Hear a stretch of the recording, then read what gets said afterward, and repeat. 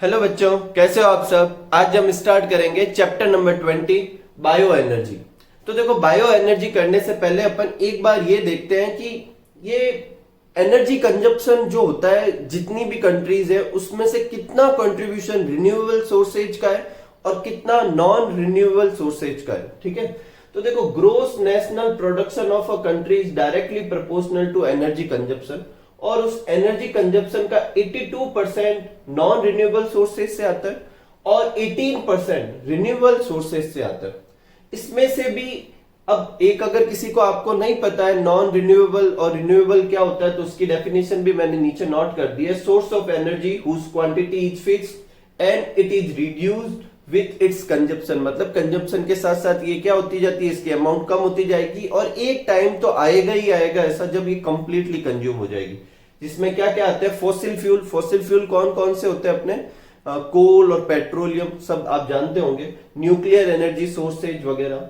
और renewable sources में कौन सा आता है, source of energy which are regenerated and non reduced with its consumption, जो जिसकी कंजप्शन या कंप्लीटली कंज्यूम्ड होने की कोई प्रॉब्लम नहीं है, वो टाइम टू टाइम क्या होती जाती है, रीजनरेट होती जाती है।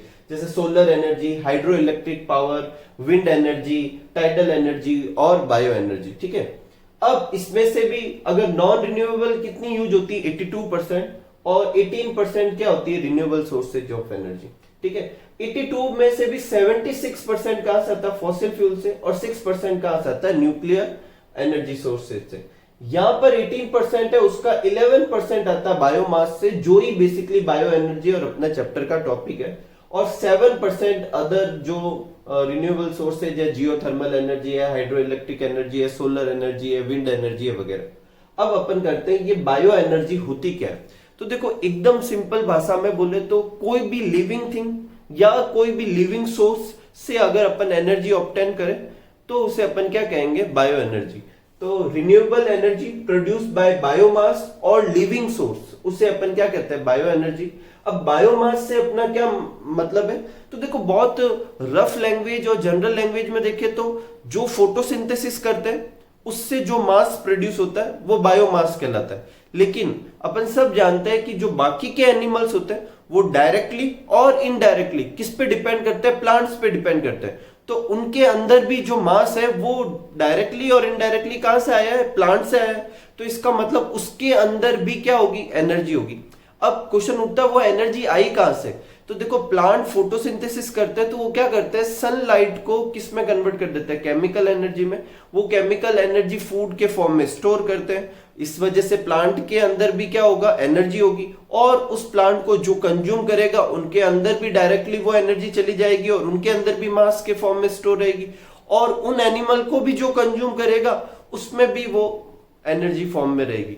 तो डेफिनेशन क्या हो जाएगी बायोमास की, biomass is any organic material which has stored sunlight in form of chemical energy and produced by photosynthetic organism and non photosynthetic organism. Photosynthetic वाले भी काउंट करने और नॉन फोटोसिंथेटिक वाले भी काउंट करने। अगर कोई पूछे नॉन फोटोसिंथेटिक वाले तो करते ही नहीं है ऐसे सनलाइट को स्टोर, तो क्या आंसर है इसका कि वो डायरेक्टली और इनडायरेक्टली किसको कंज्यूम करके बने, फोटोसिंथेटिक ऑर्गेनिज्म को। ठीक है, there are many other sources of bio energy and all sources are.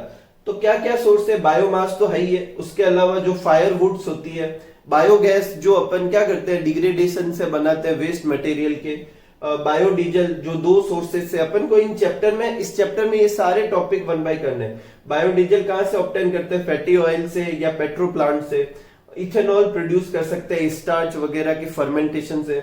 और एल्गल हाइड्रोजन फैक्ट्री, ये भी बहुत ही इंपॉर्टेंट टॉपिक है जो अपने चैप्टर के लास्ट में है। ठीक है, तो एक बार आप ये नोट कर लीजिए, फिर अपन वन बाय वन इन सारे टॉपिक को करते हैं।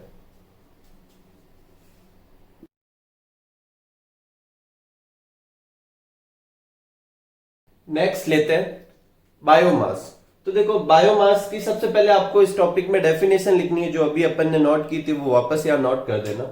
एक आगे बढ़ने से पहले मैं आपको एक चीज क्लियर कर देता हूं। देखो, आपकी बुक में चाहे ऐसे दे रखा है कि बायो एनर्जी, बायोमास, फायरवुड, इन सब जो भी अपन ने अभी टॉपिक लिखे थे इन सब से प्रोड्यूस होती है, लेकिन एक्चुअल में अगर अच्छे से देखा जाए तो बायो एनर्जी बायोमास से प्रोड्यूस होती है और ये जो नीचे जितने भी मेथड दे रखे हैं, चाहे वो फायरवुड हो, चाहे बायोडीजल हो, चाहे एल्गल हाइड्रोजन फैक्ट्री हो, वो बायोमास को बायो एनर्जी में कन्वर्ट करने के तरीके हैं, ठीक है। लेकिन फिर भी अपने बुक में है जैसे अपन करते हैं।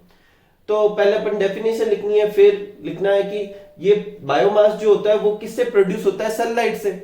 इसका मतलब सनलाइट ही क्या है, मेन सोर्स ऑफ एनर्जी है किसकी, बायो एनर्जी की, ठीक है। क्योंकि सनलाइट होगी तो बायोमास बनेगा, और बायोमास बनेगा तो फिर बायो एनर्जी बना सकते हैं, ठीक है। 0.2% जितनी भी सनलाइट अर्थ पे आती है उसका 0.2% प्लांट किसमें कन्वर्ट कर पाते हैं, बायोमास में, ठीक है। Biomass include all living substance along with their waste. Biomass में सारे लिविंग सब्सटेंस तो आते ही हैं, साथ में उनके वेस्ट भी आते हैं, ठीक है। चाहे वो जैसे मान लो काऊ है तो गाय का जो डंक होता है, काऊ डंक होता है, वो भी एक तरह का क्या है, बायोमास है, ठीक है। एग्जाम्पल क्या क्या होंगे, प्लांट्स विथ लिग्नोसेलुलोज। लिग्नोसेलुलोज क्या होता है, देखो सेल वॉल जो होती है आप सब जानते हैं किस किस की बनी होती है, सेलुलोज, हेमी सेलुलोज, और बीच बीच में उसके डिपोजिशन होकर लिग्निन जब डिपोजिट होता है तो वो सेल वॉल हार्ड हो जाती है। तो बेसिकली जो प्लांट के हार्ड वुडी पार्ट है वो किसके बने होते हैं, लिग्नोसेलुलोज के। तो ये इनडायरेक्टली फॉर्म में अपन ऐसे समझ ले कि वुड को डिनोट कर रहा है, तो गलत नहीं है। Plant with lignocellulose such as eucalypt, स्पाइनस वगैरह एग्जांपल दे रखे हैं।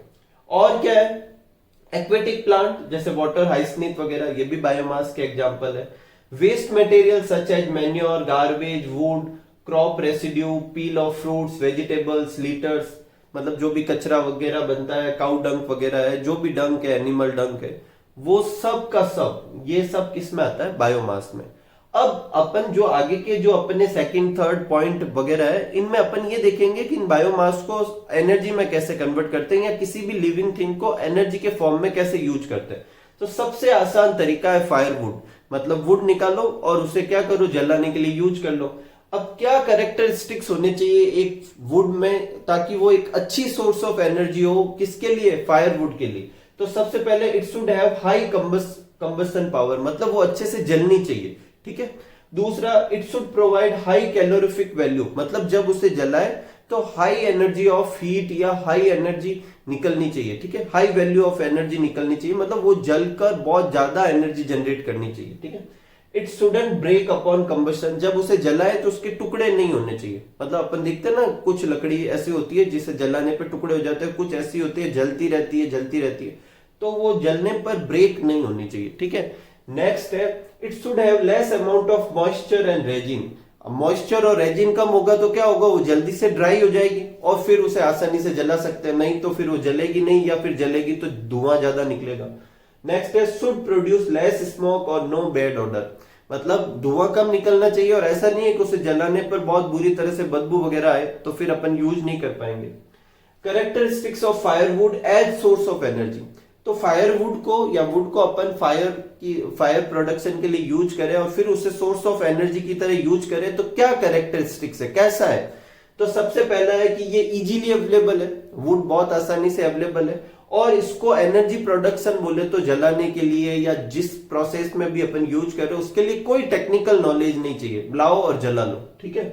रिन्यूएबल सोर्स ऑफ एनर्जी है, वापस रीजनरेट हो जाएगी क्योंकि जब नए प्लांट लगेंगे तो फिर और हो जाएगी, अगर सही ढंग से यूज किया जाए तो, ठीक है। ऐसा नहीं है कि सारे ट्री एक साथ ही काट दे। It can be used in domestic to small scale industry level, घरों में यूज कर सकते हैं और स्मॉल स्केल वाले जो इंडस्ट्री लेवल है वहां पर यूज कर सकते हैं। जनरली जो वुड होती है वो कंबस्टिबल होती है तो उसे अपन फायर के लिए यूज कर सकते हैं। नेक्स्ट है डिसएडवांटेज, तो अपन सब जानते हैं अगर ज्यादा वुड का ये प्रोसीजर की वुड को जला सकते हैं, यही मेन रीजन होता है किसका, फॉरेस्ट डिस्ट्रक्शन का। और वुड जलाने पे वुड ऐसा तो है नहीं कि पूरी तरह से कंबस्टिबल होगी, धुआं बिल्कुल नहीं प्रोड्यूस करेगी, ऐसा है नहीं। तो वो जो स्मोक प्रोड्यूस करेगी, वो जो गैसेज प्रोड्यूस करेगी, वो क्या करेगी, एनवायरमेंटल पॉल्यूशन। ठीक ठाक टॉपिक था। नेक्स्ट अच्छा और इंपॉर्टेंट टॉपिक है इस चैप्टर का, बायोगैस। देखो इस चैप्टर को अच्छे से करो, छोटा सा चैप्टर है और इसमें से बहुत सारे क्वेश्चन है, इंपॉर्टेंट क्वेश्चन भी है, तो अच्छे से रहना, ठीक है। ऐसे मत सोचना कि क्या सारे टॉपिक ऐसे ही हैं।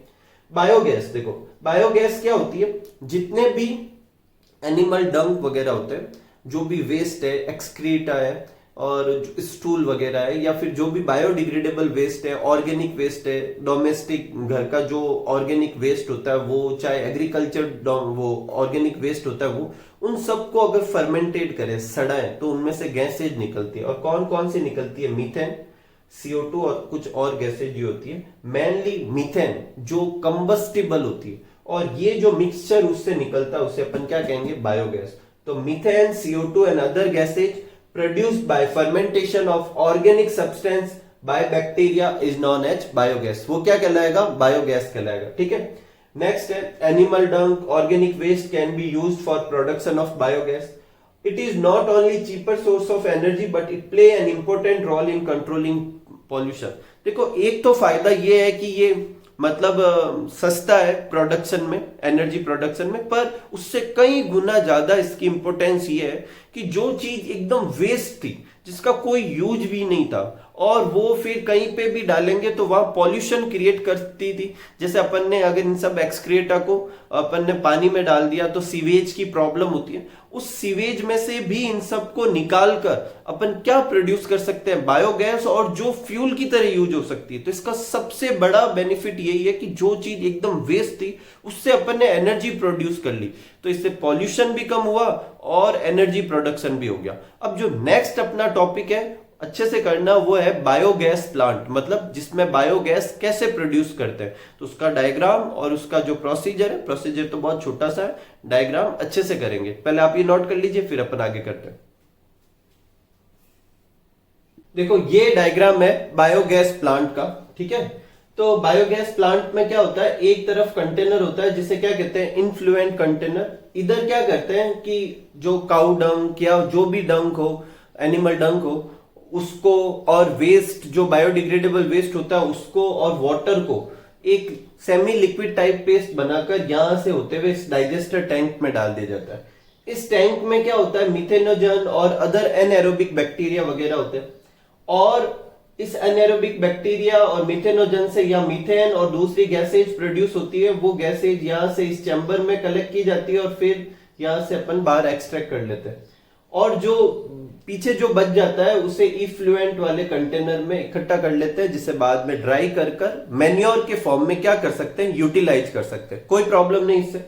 अब आगे बढ़ते, देखो, तो अब इसमें बायोगैस कैसे बनती है? वो 3 स्टेप में बनेगी। तो mixture of small amount of water and जो भी वेस्ट वगैरह है उसे डाइजेस्टर टैंक में डाला जाता है, जहां क्या करते हैं? Anaerobic bacteria perform fermentation. सबसे पहले स्टेप में क्या होता है? एनारोबिक बैक्टीरिया जो होते हैं, जो भी ये कॉम्प्लेक्स कंपोनेंट है, इसको सिंपल कंपोनेंट में कन्वर्ट करते हैं। ठीक है।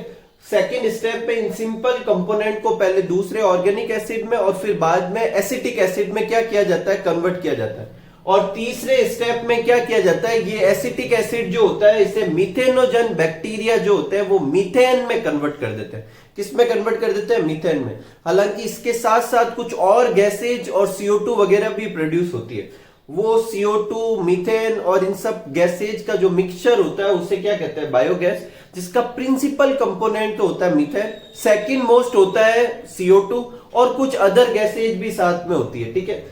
नेक्स्ट क्वेश्चन है कि why capacity of biogas is less than natural gas. Natural gas के कंपेयर में बायोगैस की कैपेसिटी कम क्यों होती है? इस क्वेश्चन को ऐसे भी पूछ सकते हैं कि नेचुरल गैस के कंपेयर में बायोगैस की जो एनर्जी यील्ड होती है वो कम क्यों होती है?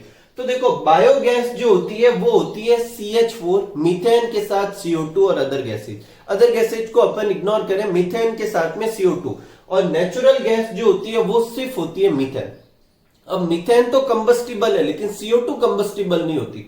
तो क्योंकि बायोगैस में CO2 भी साथ में जो कि नॉन कंबस्टिबल है, इस वजह से उसकी एनर्जी यील्ड या कैलोरीफिक वैल्यू या कंबसन वैल्यू, हीटिंग वैल्यू जो भी कह लो, वो क्या होती है? कम होती है।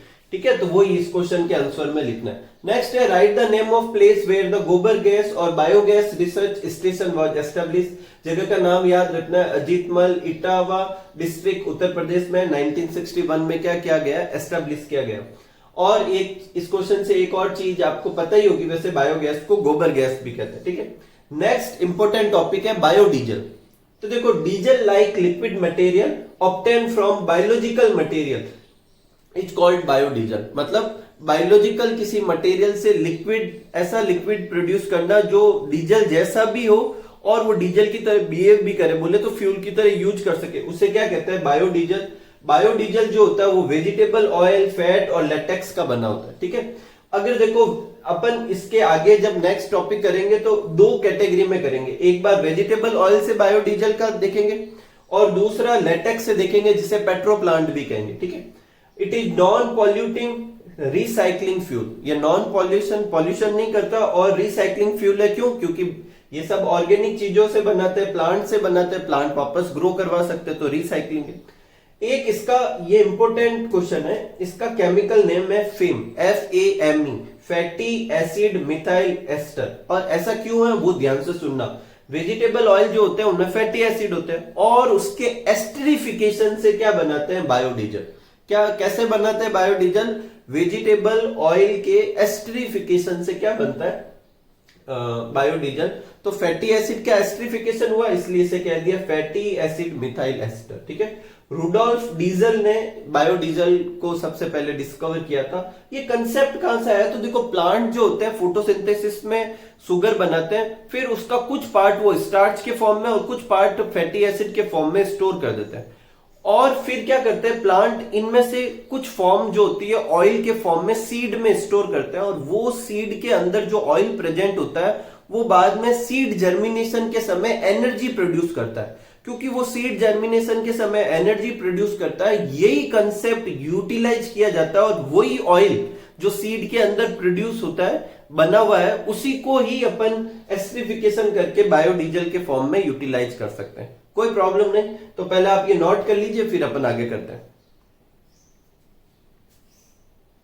नेक्स्ट लेते हैं बायो रिसोर्सेज ऑफ बायोडीजल। मतलब बायोडीजल कहां से ऑब्टेन करते हैं? तो दो तरीके से, एक तो वेजिटेबल फैटी ऑयल से और एक पेट्रो प्लांट से। देखो वेजिटेबल फैटी ऑयल जैसे जो भी अपन वेजिटेबल ऑयल यूज करते हैं घरों में, उनसे भी अपन क्या कर सकते हैं? बायोडीजल प्रोड्यूस कर सकते हैं। लेकिन इंडिया लाइक डेवलपिंग कंट्री में जहां पे पहले से ही ऐसे वेजिटेबल ऑयल की डिमांड ज्यादा है कंपेरेटिवली प्रोडक्शन से, वहां पर अपन उन ऑयल से तो बायोडीजल प्रोड्यूस नहीं कर सकते। तो नॉन ईडिबल जो वेजिटेबल ऑयल है उनको यूज करेंगे किसके लिए? बायोडीजल के प्रोडक्शन के लिए, जैसे रतनजोत, करंज, महुआ, कैस्टर, और ये इनके साइंटिफिक नाम है, आपको ये भी याद करने हैं, ठीक है। नेक्स्ट है petro plant, plant which provide latex and liquid hydrocarbon which is used as substitute of petrol diesel is known as petro plant. और ऐसा यूज करने का कारण क्या है? इन प्लांट का जो लेटेक्स वगैरह जो होता है उसमें ratio of carbon and hydrogen होता है वो सिमिलर होता है पेट्रोल के, तो इसे पेट्रोल के सब्स्टिट्यूट के फॉर्म में देखा जा रहा है, इसलिए इन्हें पेट्रो प्लांट कहते हैं। और पेट्रो प्लांट का कल्टीवेशन क्या कहलाता है? पेट्रो क्रॉप कहलाता है, ठीक है। ये कुछ एग्जाम्पल है, यूफोर्बिया, रबर, आक, ऐसे बहुत सारे एग्जाम्पल दे रखे हैं, लेकिन मैंने आपको 3 एग्जाम्पल लिखे हैं और इनमें से काफी एग्जाम्पल आपके दूसरे पर्पज में भी काम आएंगे। जैसे रबर जो हीविया ब्रेसिलियंसिस, इसका नाम आपकी केमिस्ट्री के बुक में भी है, रबर ऑब्टेन करने के लिए यूज किया जाता है, ठीक है। प्लांट फैमिली एपोसाइनेसी, यूफोर्बिएसी और यूट्रिकेसी, ये जो प्लांट फैमिली के जो प्लांट होते हैं उनको भी पेट्रो प्लांट के अंदर रखा जाता है, ठीक है।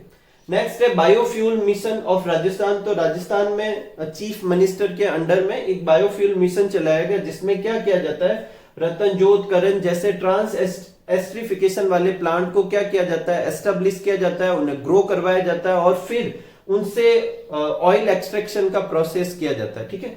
ये बायोफ्यूल मिशन है, ठीक है। एक टर्म आ रही है यहाँ पर ट्रांस एस्ट्रिफिकेशन, बेसिकली ये केमिस्ट्री की एक टर्म है जिसमें एल्कोहल और एस्टर के बीच में रिएक्शन होती है और एल्कोहल का एल्काइल ग्रुप एस्टर पे चला जाता है और एस्टर का एल्काइल ग्रुप एल्कोहल पे आ जाता है। इस तरह की रिएक्शन को क्या कहते हैं? Trans esterification.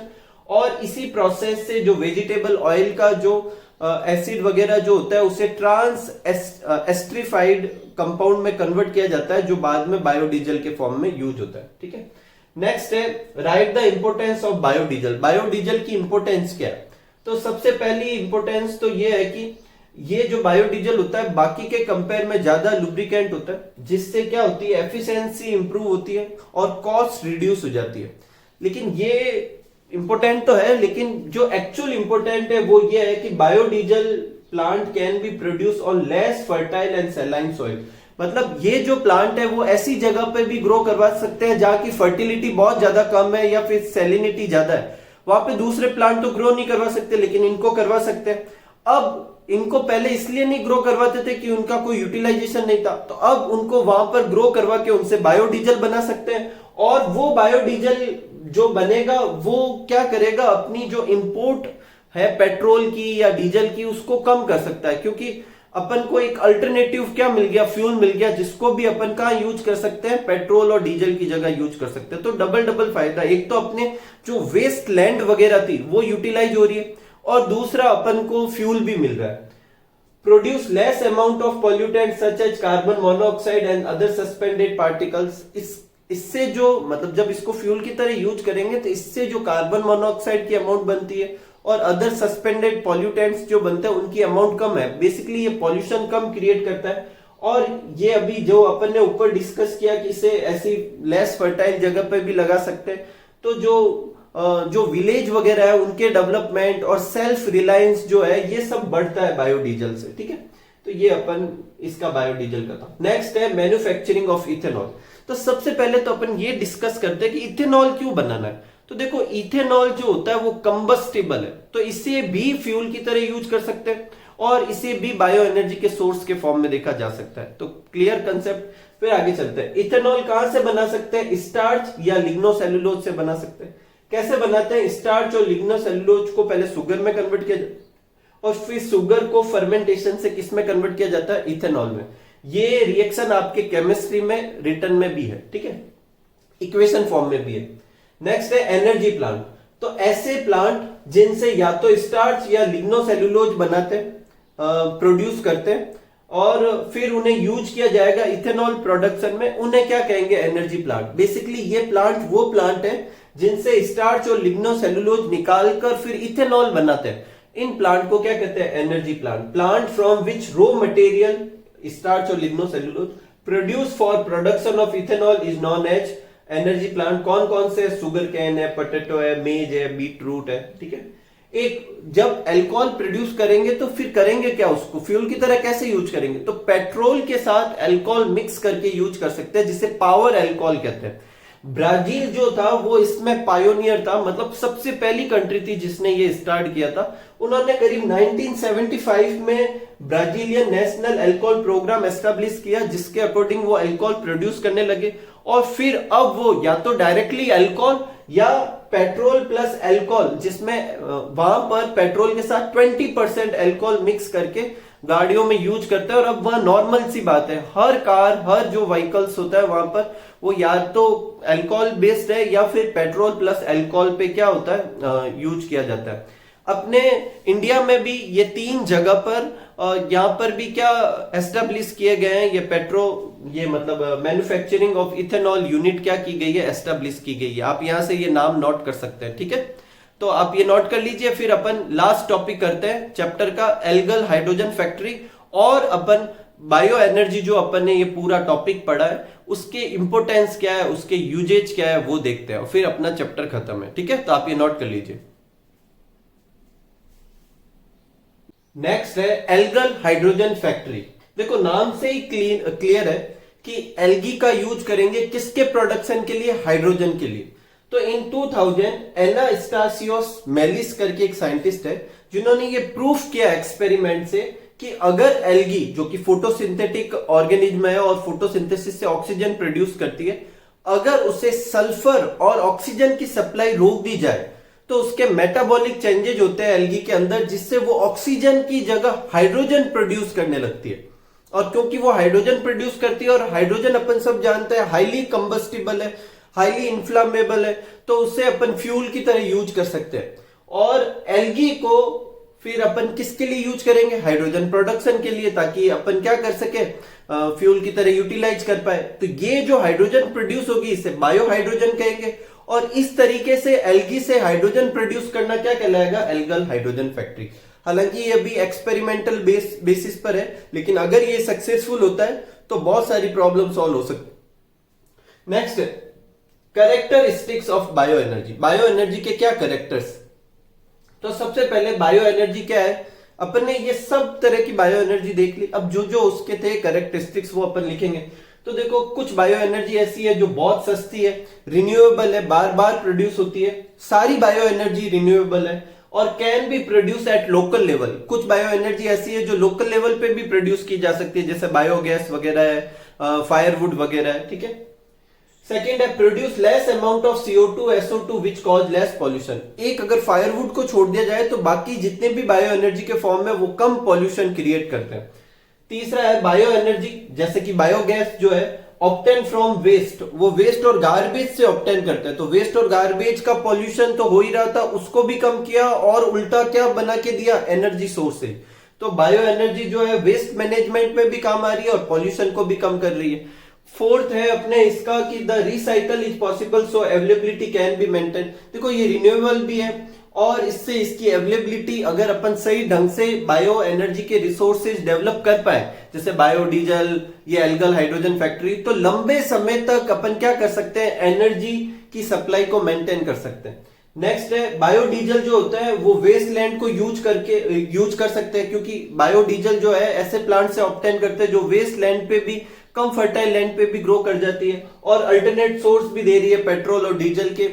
तो इससे इनके पेट्रोल और डीजल का जो रिक्वायरमेंट है वो भी क्या हो जाएगी, कम हो जाएगी।